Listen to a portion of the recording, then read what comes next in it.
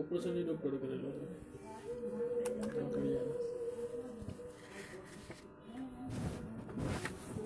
દૂધી આવે ને દૂધી એનો જ્યુસ બનાવીને પાતા જાજો એટલે એનું હેમોગ્લોબિન વધે. હેમોગ્લોબિન ઘણું ઓછું છે. બીજું આટલાને દેડવા મળતા હશે તમારે પોરબંદર જોયા ને કાંટાવાળા હોય, કાંટો લાગે તો નીકળે નહીં હોય 4 દી સુધી, અને એ કાંટા બાળી એના દેડવાનો જ્યુસ પીવડાવતા જાઓ. કારણ કે આમ મારી પાસે આવા 1-2 કેસ આવ્યા છે, આટલાને દેડવાથી હેમોગ્લોબિન વધ્યા છે. આટલાને દેડવા દૂધીનો જ્યુસ બહુ વક્ષીરો હેમોગ્લોબિન માટે. બીજું ગાયના દૂધ તો હમણાં મારાથી તમને અપાશે, મારે દૂધ બંધ કરવાનું થાય. ગાયનું દૂધ પીએ ને એને હેમોગ્લોબિન પૂછકે ને પૂછકે વધે.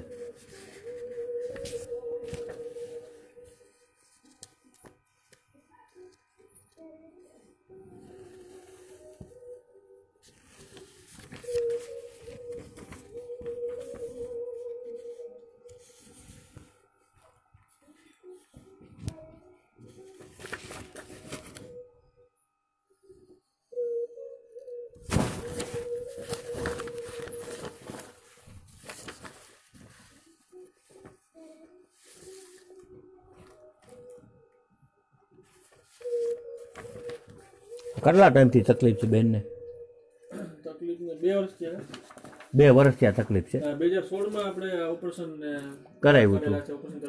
ઓપરેશન 2016 માં કર્યું. પછી ઓપરેશન કર્યું એનું કારણ શું 2016 માં?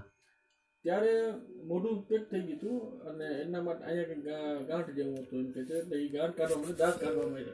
ગાંઠ કાઢવા માટે દાંત કાઢ્યા. મોઢું ખોલવા માટે. અત્યારે દાંત પણ નથી. દાંત નથી. ત્યારે કીધું તું કેન્સર છે એમ? ત્યારે મોડર્ન મેડિકલ સાયન્સને મારી ઓપન ખુલ્લી ચેલેન્જ, WHO ને ખુલ્લી ચેલેન્જ. જે તે વખતે આ કેન્સર નહોતું, ને નહોતું. જો કેન્સર હોય ને તો 6 મહિનામાં અણુસેલ ફૂટે. અણુસેલ ફૂટી જાય, બોડી સાફ થઈ જાય. વિશ્વની આરોગ્ય સંસ્થા મારી વાત સાંભળે, મોડર્ન મેડિકલ સાયન્સના ડૉક્ટરો પણ મારી વાત સાંભળે કે શરીરની અંદર જેટલા ટોક્સિન્સ છે એ ટોક્સિન્સને બહાર નીકળવું છે. બહાર નીકળવા માટે કોઈ દ્વાર નથી, અને વાયુ એને ઉચકાવે છે. અને મેડિકલ સાયન્સની ટીકડીઓથી, દવાઓથી કેમિકલ્સયુક્ત ટોક્સિન્સ અને મળના ટોક્સિન્સ ભેગા થાય છે, વિસ્ફોટ થાય છે. હૃદયમાં ભેગા થઈ જાય તો બ્લોકેજ આવે છે, કિડનીમાં ભેગા થાય તો કિડની સ્ટોન થાય છે, કિડની બગડે છે. ગોલબ્લેડરમાં ભેગા થાય તો ગોલબ્લેડર સ્ટોન આવે છે. બ્રેનમાં ભેગા થાય તો બ્રેન ટ્યુમર આવે છે, બ્રેનની તકલીફ થાય છે. પણ એ કેન્સર નથી હોતા. કેન્સર એટલે અણુ સેલનું શરીરમાં ફૂટી જવું. અણુ બોમ્બ ફૂટે તો દેશ સાફ થાય, એવી રીતે અણુ સેલ ફૂટે તો બોડી સાફ થાય.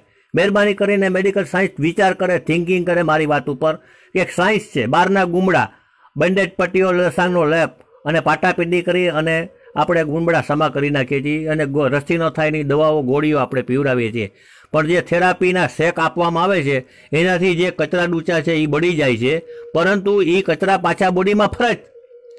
જે કચરા તમે 2016માં કાઢ્યા ત્યાર પછી પાછા કેમ પ્રોબ્લેમ થાય છે? મને મેડિકલ સાયન્સ આ વાતનો જવાબ આપે. હું એની બેસવા, કોઈ પણ વૈજ્ઞાનિક સાથે બેસવા છું, વિઠલાણીભાઈ, દિનેશ વિઠલાણી એડવોકેટ, કે આ કચરા પાછા ઉચકાણા છે બેનને, પાછા ઉચકાણા છે એટલે ત્યાં જ ભેગા થયા છે.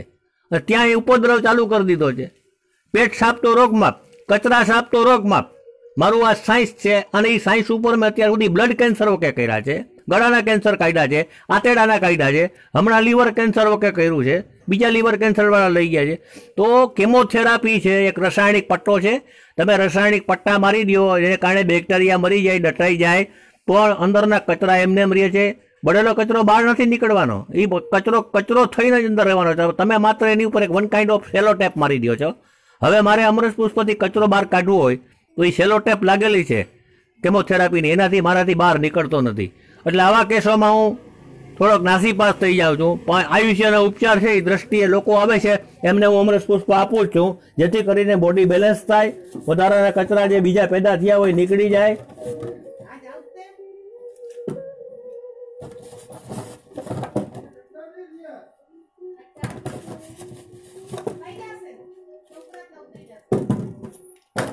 તમે છે ને ભેગા આજે આ 25% પ્રવાહી છે, આની અંદર છે ને હમણાં પતંજલિનું મત બરાબર આવતું નથી, નહીં તો બધાને ઈ જ આગ્રહ કરતો હતો. હા અમે તમે શ્રીજીનું આવે છે મત.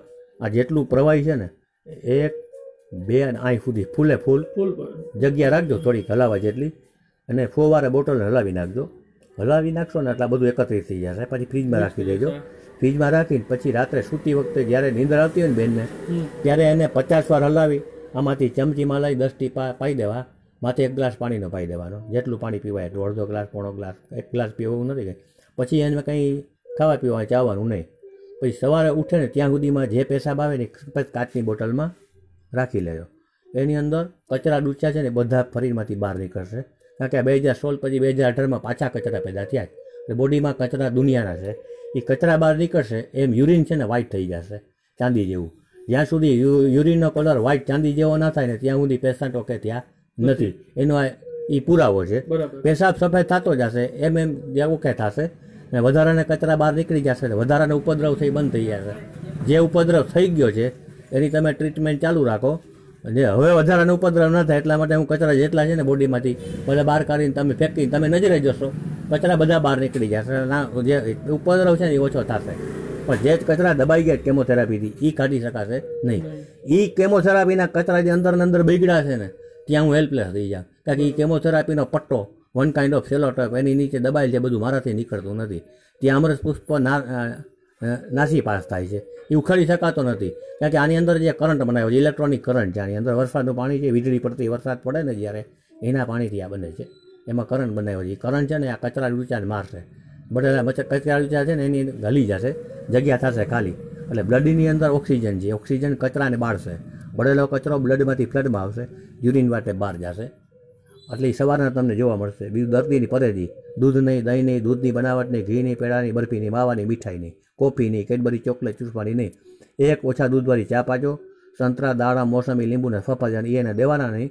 અને એમનો ખોરાકમાં ફળમાં નારિયેળનું પાણી, કેળા, ચીકુ, પપૈયા, આ વસ્તુ એને આપી છે. કબજિયાત રહી છે બેનને?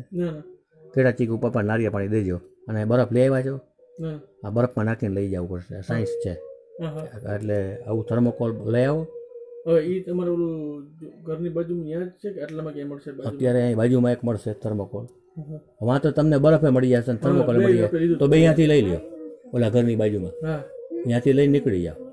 બરાબર. આમને આમ ઠંડુ છે એટલે હજી બગડશે નહીં અડધી કલાક સુધી, પણ નીકળી જાઓ સરસ ભરી.